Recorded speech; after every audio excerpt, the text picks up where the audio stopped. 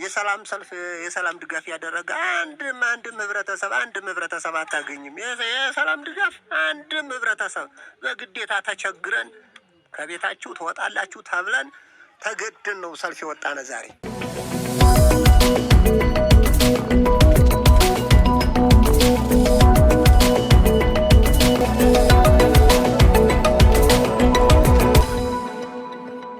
አርእስተ ዜና።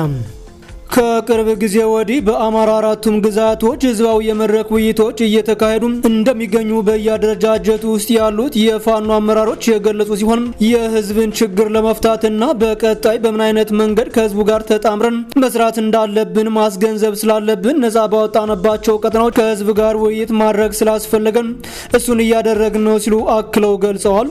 ተጨማሪውንም ይዘነዋል። ሰላማዊ ዜጎች በሰላም ወጥቶ የማይገቡባት ሀገር ኢትዮጵያ የዲሞክራሲ ቁመናቸው ዝቅተኛ ከሆኑ ሀገራት አንዷ መሆኗ ተገለጸም።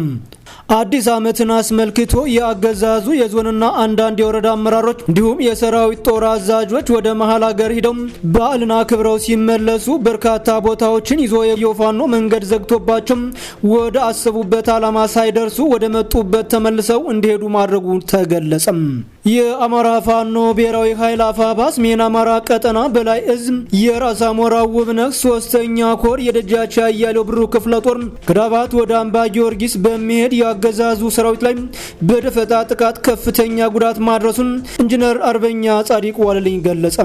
የአማራ ፋኖ ብሔራዊ ኃይል ምስራቅ አማራ ቀጠና ምኒልክ እዝ ንጉስ ሚካኤል ኮር አማራ ሳይንት መግደላ ክፍለ ጦር ሲያካሄድ በዋለው ከባድ አውደ ውጊያ አመርቂ ድልን የተጎናጸፈ ሲሆን በሌላ መንገድ ደግሞ የአማራ ፋኖ ብሔራዊ ኃይል ደቡብ አማራ ቀጠና አሳምነው እዝ አጼ ዘርዓ ያዕቆብ ኮር 7 ክፍለ ጦር ለተከታታይ 4 ቀናት ባካሄደው ውይይት የክፍለ ጦሩ አመራሮች በድጋሜ በመሰየም በሰላም አጠናቅቋል።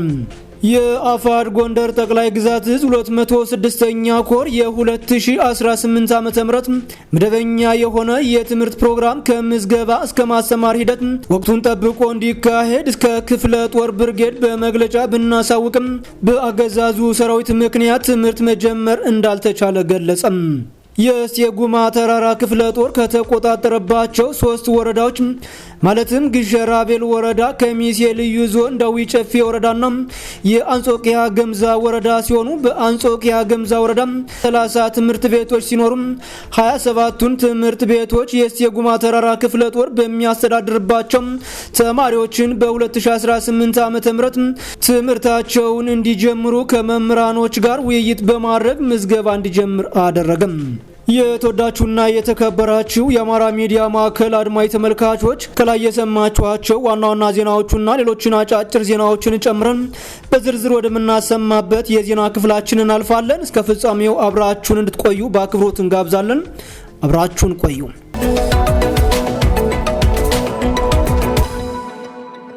ከቅርብ ጊዜ ወዲህ በአማራ አራቱም ግዛቶች ህዝባዊ የመድረክ ውይይቶች እየተካሄዱ እንደሚገኙ በአደረጃጀቱ ውስጥ ያሉት የፋኖ አመራሮች የገለጹ ሲሆን የህዝቡን ችግር ለመፍታትና በቀጣይ በምን አይነት መንገድ ከህዝብ ጋር ተጣምረን መስራት እንዳለብን ማስገንዘብ ስላለብን ነጻ ባወጣንባቸው ቀጠናዎች ከህዝቡ ጋር ውይይት ስላስፈለገን እሱን እያደረግን ነው ሲሉ አክለው የገለጹ ሲሆን ይህ ትግበራ ደግሞ ፋኖ ሀገርን ተረክበው ለማስተዳደር የሴክተር መስሪያ ቤቶችን የስራ ኃላፊዎችን የማዋቀርና የማደራጀት ስራ ክንውንን አጠናክረን መቀጠላችን የሚያሳይ ነው ያለ ሲሆን አሁንም በየጊዜው ከአፓርታይዱ አገዛዝ ነጻ በምናወጣባቸው ቀጠናዎች ከማህበረሰቡ ጋር ውይይቶችን እያደረግን እንገኛለን፣ ወደፊትም በዚሁ ይቀጥላል ሲሉ አመራሮቹ አክለው ገልጸዋል። ከትንሽ ጊዜ በኋላ የአማራን ግዛት ሙሉ ለሙሉ ከአፓርታይዱ አገዛዝ ከትንሽ ጊዜ በኋላ የአማራን ግዛት ሙሉ ለሙሉ ከአፓርታይዱ አገዛዝ ነጻ እንደምናወጣው ጥርጥር የለውም ብለዋል። በዛሬው ዕለትም በተለያዩ የአማራ ግዛት ባለው ቀጠናዎች ህዝባዊ የውይይት መድረኮች ተደርገው የዋሉ ሲሆን የአፋባ ምዕራብ አማራ ቀጠና ቴዎድሮስ ዕዝ ቀይጌታ የፍታዬ ንጉሴ 6ኛ ክፍለ ጦር በሚያስተዳድራቸው ቀጠናዎች ማህበረሰባዊ ውይይቶችን እያካሄደ የሚገኝ ሲሆን በትናንትናው ዕለትም የማቻከል በላይ ዘለቀ ብርጌድ ከሚያስተዳድራቸው ቀጠናዎች አንዱ ከሆነው የደብረ ቀለሙ ማህበረሰብ ጋር ሰፊ ውይይትን አካሂዷል። በተመሳሳይም በተለያዩ ቀጠናዎች የህዝባዊ መድረኮች ተካሂደው እንደዋሉ መረጃዎች ይጠቁማሉ። በውይይቱ የአማራ ፋኖ የትግል ደጀን አሁናዊ ቁመናን፣ የወደፊት የትግል አቅጣጫን አስመልክቶም ጥልቅ ውይይት የተደረገ ሲሆን በትግሉ መሰረታዊ ነጥቦች ዙሪያ ለማህበረሰቡ የስርጸት ስራ ተሰርቷል ሲል የአፋባ ምዕራብ አማራ ቀጠና ቴዎድሮስ ዕዝ ቀኝጌታ የፍታዬ ንጉሴ 6ኛ ክፍለ ጦር ህዝብ ግንኙነት ኃላፊ ፋኖ ዘመን ባሳዝነው ገልጿል።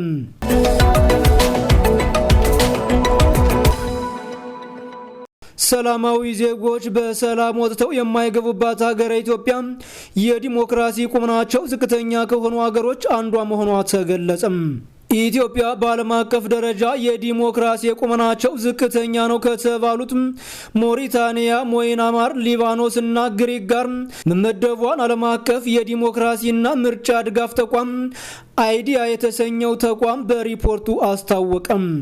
ከሪፖርቱም በተጨማሪ ዲሞክራሲን በስም እንጂ በተግባር ታይቶ የማይታወቅባት ሀገር ኢትዮጵያ የዲሞክራሲ መብታቸው መከበሩ ቀርቶም በህይወት ለመኖር የአፓርታይዱ አገዛዝ የጎሳ የዘር ሀረግ መሆን አለብን፣ ከሌለ ግን ሀገር እንደሌለው ተቅበዝባዥና ተሳዳጅ በሆነባት ሀገር ኢትዮጵያ ዲሞክራሲ በሚለው መለኪያ ተለክታ ከዓለም ሀገራት ጋር መወዳደሯ በራሱ አምባገነን ለሆነው አገዛዝ ትልቅ ክብር ነው ሲሉ አስተያየት ሰጪዎችም ተናግረዋል። በምርጫ ስርዓት፣ በዲሞክራሲ ጥናት፣ በህገ መንግስት ግንባታ፣ በጾታ እኩልነት፣ በዲጂታል ዲሞክራሲና መሰል ጉዳዮች ላይ ሰፊ ጥናቶችን እያካሄደ በጊዜው ይፋ የሚያደርገውና አሜሪካንና ካናዳን ጨምሮ 35 አባል ሀገራትን ያቀፈው ተቋም የሀገሮችን ዓመታዊ የዲሞክራሲ ሁኔታ ሪፖርት ይፋ ሲያደርግ ነው ይህንን ያስታወቀው። በሪፖርቱ አክሎም በዓለም ላይ ያሉ ሀገሮች የዲሞክራሲ ሁኔታ እያሽቆለቆለ መሆኑን፣ በአገሮች ፍትህ የማግኘት መብት እንደ አውሮፓውያን አቆጣጠር በ2019 ከነበረው አጠቃላይ ቁጥሩ በከፍተኛ ሁኔታ የቀነሰ መሆኑ ነው ሪፖርቱ የገለጸው። ሁማን ራይትስ ዎች ባወጣው መግለጫ ደግሞ የኢትዮጵያ መንግስት ባለስልጣናት የጤና ባለሙያዎች በድጋሜ ሊያደርጉት ያሰቡትን የስራ ማቆም አድማ በኃይል ከመጨፍለቅ ይልቅ ለጤና ባለሙያዎች ቅሬታና ጥያቄያቸውን በተገቢው መንገድ ዲሞክራሲያዊ የሆነ ምላሽ እንዲሰጥ ሰሞኑን ባወጣው መግለጫ ጠይቋል። የተባበሩት መንግስታት ተመድ በበኩሉ ደግሞ የሰብአዊ መብቶች ምክር ቤት አባላት የኢትዮጵያ መንግስት የጀመረው የሽግግር ፍትህ ሂደት መጓተቱ እንዳሰጋቸው ሰሞኑን ለምክር ቤቱ ባቀረቡት የአቋም መግለጫ የገለጹ ሲሆን አገሪቱ መንግስት ሁሉን አቀፍና አካታች የሽግግር ፍትህ ሂደት እንዲያዘጋጅና ለሁሉም የሰብአዊ መብት ጥሰቶችና በደሎች ተጠያቂነትን ለማስፈን አፋጣኝ እርምጃዎችን እንዲወስድ አሳስበዋል።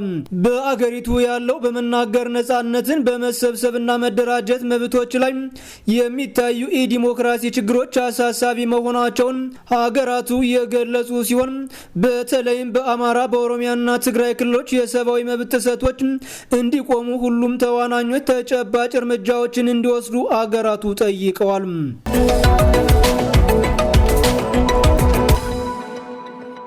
አዲስ ዓመትን አስመልክቶ ያገዛዙ የዞንና አንዳንድ የወረዳ አመራሮች እንዲሁም የሰራዊቱ ጦር አዛዦች ወደ መሃል ሀገር ሄደው በዓልን አክብረው ሲመለሱ በርካታ ቦታዎችን ይዞ የቆየው ፋኖ መንገድ ዘግቶባቸው ወደ አሰቡበት ዓላማ ሳይደርሱ ወደ መጡበት ተመልሰው እንዲሄዱ ማድረጉን ፋኖ ገለጸ። የአማራ ፋኖ ብሔራዊ ኃይል አፋባ ሰሜን አማራ ቀጠና በላይ ዘለቀ ዕዝ ዳግማዊ ቴዎድሮስ 5ኛ ኮር በትናንትናው ዕለት መስከረም 5 ቀን 2018 ዓ.ም የወረዳና የዞን አመራሮች እንዲሁም ከአዘዞ ካምፕ ለባልና ለስምሪት በሚል ሰንብተው ዛሬ ወደ ዳባትና ደባር ከተሞች በመጓዝ ላይ ያሉ ወርቅ ደሞ ላይ በፋኖ ኃይሎች የደፈጣ ጥቃት ከባድ የሚባል ጉዳት ማድረሳቸውን ገልጸዋል። በአውደ ውጊያው የጎንደር የበጋሻው ክፍለ ጦር አሃድ የሆኑት ቴዎድሮስና አጽናፍ ብርጌዶች የተሳተፉ ሲሆን የአገዛዙ ኃይል በደረሰበት ደፈጣ ማሳለፉን ጥሎም ወደ አምባ ጊዮርጊስና ጎንደር ከተሞች አመራሮችና አሽከሮቹን አስከትሎ ነፍስ ያውጭኝ ብሎ በእግርና በመኪና እየፈረጠጠ ተመልሷል ሲል የጎንደር የበጋሻው ክፍለ ጦር ህዝብ ግንኙነት ኃላፊ አርበኛ ታድሎ ደሴ ገልጿል። ከአምባ ጊዮርጊስ እስከ ገደብዬ ከተማ ድረስ ያለው ቀጠና በጎንደር የበጋሻው ክፍለ ጦር ቁጥጥር ስር ሆኖ እንደ ንስር በንቃት እየተጠበቀ ይገኛል ሲልም አርበኛ ታድሎ ደሴ አክሎ ገልጿል።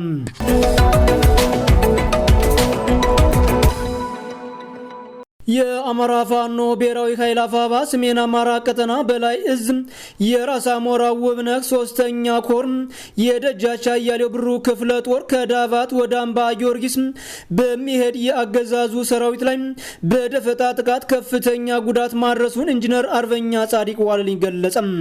የአገዛዙ ሰራዊት ኃይል በፓትሮል ተጭኖ በሚጓዝበት ወቅት ገደብዬ ላይ በአያሌው ብሩ ክፍለ ጦር አካል በሆኑት አትንኩትና ጓደኞቹ ወርዋሪዎች ደፈጣ በመጣል ከ4 ፓትሮል በላይ የአገዛዙ ኃይል ከፍተኛ ምት ያስተናገደ ሲሆን የአገዛዙ ኃይል መንገድ ላይ ያገኛቸው ንጹሃን ሰዎች ረሽኗቸው ሂዷል ሲልም አክሎ ገልጿል። ጻዲቁ ዋለልኝ ይባላል። የደጃች አያሌው ብሩ ክፍለ ጦር ሰብሳቢ እና የራስ አሞራው ውብነህ ተሰማ 3ኛ ኮር የህዝብ ግንኙነት መምሪያ ኃላፊ ነኝ። ትናንትና የነበረው ነገር እንደሚታወቀው በ05/01/2018 የነበረው የደፈጣ ስራ በደጃች አያሌው ብሩ ክፍለ ጦር በአትንኩትና ጓደኞቹ የክፍለ ጦሩ ተወርዋሪ ኃይል ነው ደፈጣ ተጥሎ የነበረ። በተጣለው ደፈጣ ከደባርቅ ወደ ገደብዬ አካባቢ የጠላት እንቅስቃሴ ስለነበር ገደብዬ አካባቢ ለነበረው ውጊያ የጠላት እንቅስቃሴ አድርጎ ድጋፍ ለመስጠት ነው እየተንቀሳቀሰ የነበር። ያንን ኃይል ነው የደጃች አያሌው ብሩ አትንኩትና ጓደኞቹ ተወርዋሪዋ ኃይል ደፈጣ ጥላ የመታሹና በ4 ፓትሮል አካባቢ ነው መጥቶ የነበረ። ከኋላ ወደ 3 ኦራል የሚሆን መከላከያ እየተከተለ ነበረ። ከፊት የነበረው አድማ በታኝ ነው። ራሱን መከላከያ ብሎ የሚጠራው የብልጽግና ፓርቲ ጠባቂ የሆነው ሬንጀር ለባሽ ከኋላ ነበር። ከፊት ራሱን አድማ በታኝ ነኝ ብሎ የሚቆጥር በፓትሮል ሲንቀሳቀስ የነበር። ያንን የተመታ በነበረው ሁኔታ በርከት ያለ የጠላት ኃይል ነው የተመታ። ከጠላት ብዙ ኪሳራ ነው የደረሰ። ከወገን ከደጃች አያሌው ብሩ ክፍለ ጦር አትንኩትና ጓደኞቹ ተወርዋሪ ኃይል ምንም ጉዳት አልደረሰም። ይህም ጉዳት ማስተናገድ ያቃተው ጠላት በነበረው ሁኔታ በአካባቢው የነበሩትን ወገን ሁነተ ሰላምና ሙልነሽ ጣቢያ እስከ ደባርቅ ጫፍ እስካሉት ቦታዎች በጥርጊያና አስፋልት ዳር ለዳር የሚያገኛቸውን ወጣቶች ንጹሃን ዜጋዎችን እየጨፈጨፈ የተመለሰበት ሁኔታ ነው ያለ። ወንድም አለ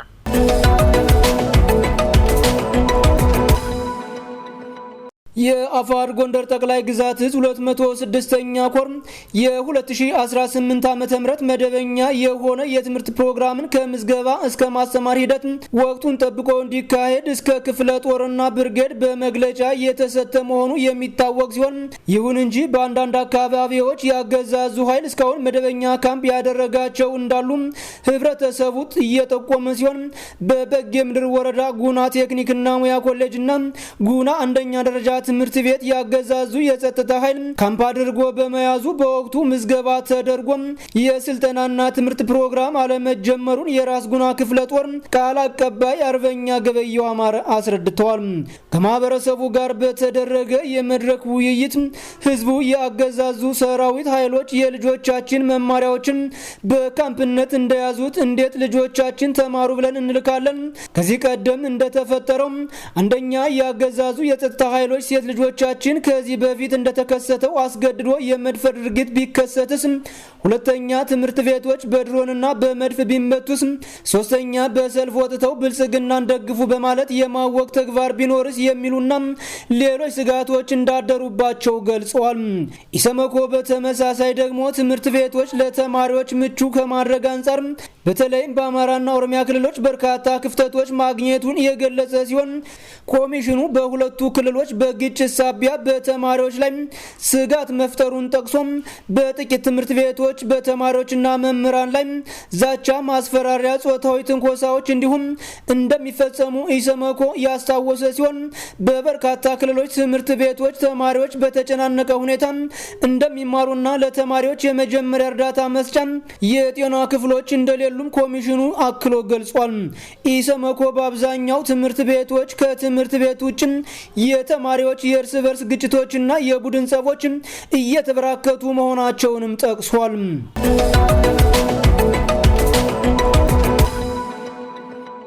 አገዛዙ ተቀባይነትን ለማግኘት ሲል የአባይ ግድብ መጠናቀቅን አስመልክቶም ህዝብን አስገድዶ በጠራው የደግፉኝ ሰልፍ ላይ በላይ ጋይንት ንፋስ መውጫ ከተማ ነዋሪ የሆኑ አንድ ስማቸው እንዳይጠቀስ የፈለጉ ሰው የአገዛዙ ካሪ በየቤቱ እየዞሩ ወደ ሰልፍ ካልወጣችሁ ወዮላችሁ እያሉ ሲያስፈራሩን አመሹ። እኛም ሳንወድ በግድ ፊታችን ሸፍነን ስንጎተት ዋልን ሲሉ ይገልጻሉ። የንፋስ መውጫ ከተማ ቀበሌ 04 ነዋሪ ነኝ።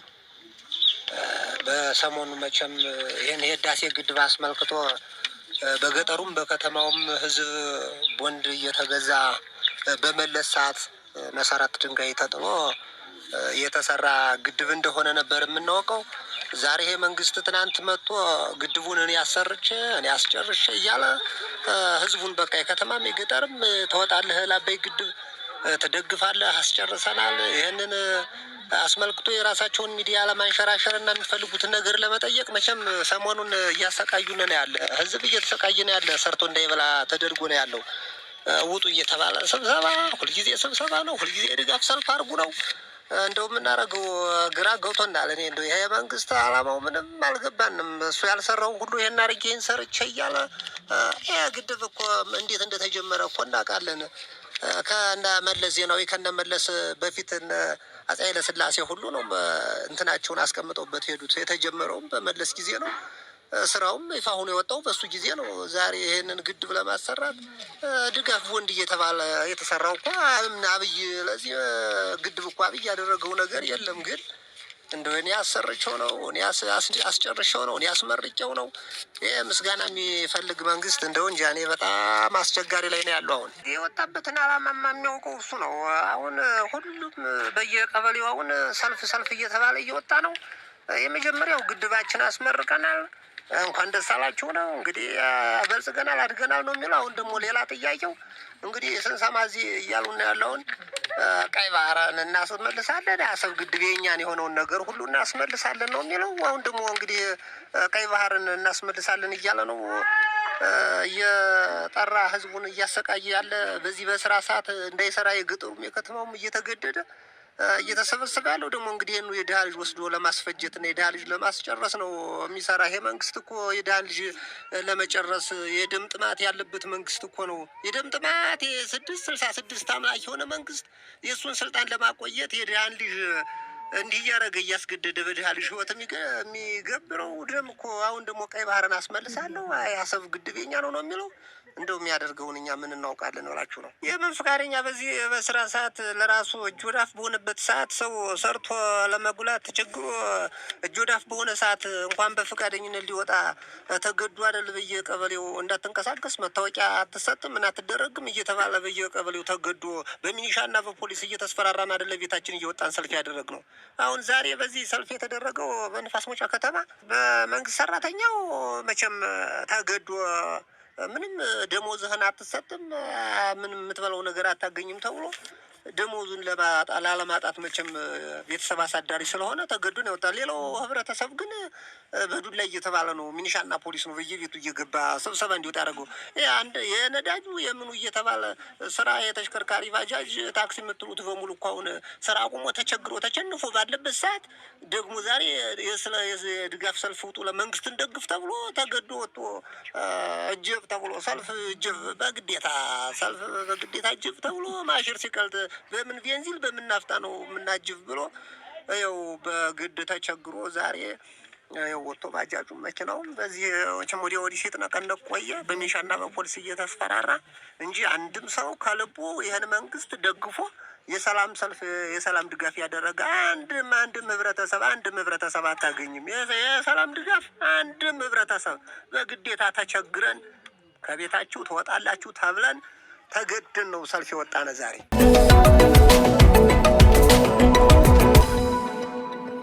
የአማራ ፋኖ ብሔራዊ ኃይል ምስራቅ አማራ ቀጠና ምኒልክ እዝ ንጉስ ሚካኤል ኮር አማራ ሳይንት መቅደላ ክፍለ ጦር ሲያካሄድ በዋለው ከባድ አውደ ውጊያ አመርቂ ድልን እየተጎናጸፈ ሲሆን የአገዛዙ ሰራዊት ወደ ቀይ ዋሻ ለማጥቃት ያመራው ጥምር ጦር በአድሮኖስ ብርጌድ በመልሶ ማጥቃት ከባድ ምት አስተናግዶ ወደ መጣበት ተመልሷል ሲል እዙ አስታውቋል።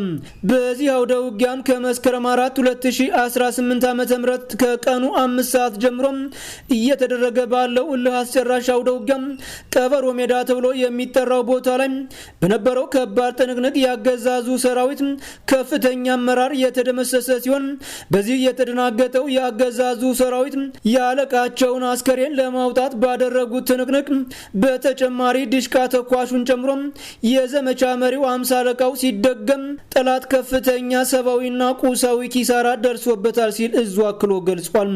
ይህ በእንዲህ እንዳለ ደግሞ የአፋባ ምስራቅ አማራ ቀጠና ምኒልክ እዝ ምስራቅ አማራ ኮር ዞብል አምባ ክፍለ ጦር መስከረም 4 2018 ዓ.ም ደማቅ የተሃድሶ ዝግጅት በማካሄድ በህልውና ትግሉ የተሰዉ ሰማዕታትን በማሰብ የቆሰሉ ታጋዮችን በማበረታታት ትግሉን እየመሩ ያሉ የሻለቃ የክፍለ ጦርና የኮር አመራሮችን በመሸለምና በማበረታታት ለአዲስ ድል እንዲዘጋጁ ተልእኮና አደራ በመስጠት አክብሯል። ይህ ታላቅ ዝግጅት በክፍለ ጦር አዛዡ አርበኛ ሀብተ ማርያም መኮንን የእንኳን ደህና መጣችሁ ንግግርና በኮሩ ዋና ሰብሳቢ አርበኛ ረዳ ውበቱ የመክፈቻ ንግግር የተጀመረ ሲሆን ዞብል አምባ ክፍለ ጦር ከሰሜኑ ጦር እስከ አሁኑ የአማራ ህዝብ የህልውና ትግል ያሳለፉት ደማቅ የትግል ጉዞ በክፍለ ጦሩ የፖለቲካ አመራር አርበኛ ሻምበል አሌ ቀርቧል። በሌላ መረጃ ደግሞ የአማራ ፋኖ ብሔራዊ ኃይል ደቡብ አማራ ቀጠና አሳምነው አጼ ዘርዓ ያዕቆብ ኮር 7 ለ7 ክፍለ ጦር ለተከታታይ 4 ቀናት በአካሄደው ውይይት የክፍለ ጦሩ አመራሮች በድጋሜ በመሰየም በሰላም ተጠናቋል ብሏል። ክፍለ ጦሩ የአመራር ምደባ ያካሄደው ወደ እዙ ባደጉና የአጼ ዘርዓ ያዕቆብ ኮር መመስረቱን ተከትሎ ወደ ኮር የሄዱ አመራሮች በመኖራቸው ሲሆን ይህንን የአመራር ሽግሽግ ክፍለ ጦሩን ለማሟላት የአፋባ ደቡብ አማራ ቀጠና አሳምነው እዝ አመራሮች ባሉበት ለተከታታይ 4 ቀናት ግምገማ ካካሄደ በኋላ ነባርና አዳዲስ አመራሮችን ክፍለ ጦሩን እንዲመሩ መድቧል። ይህ የአመራር ምደባና ሽግሽግ የአፋባ ማዕከላዊ ኮማንድ አባልና የእዙ ዋና መሪ ኢንጂነርስ ደሳለኝ ሲያስብሿም የእዙ ምክትል መሪ አርበኛ ኢሳያስ ደመቀና የአሳምነው እዝ ዋና ወታደራዊ አዛዥ ባያለባቸው ባሉበት ተካሂዷል ሲል የአማራ ፋኖ ብሔራዊ ኃይል ደቡብ አማራ ቀጠና አሳምነው እዝ አጼ ዘርዓ ያዕቆብ ኮር የህዝብ ግንኙነት ኃላፊ ገልጿል።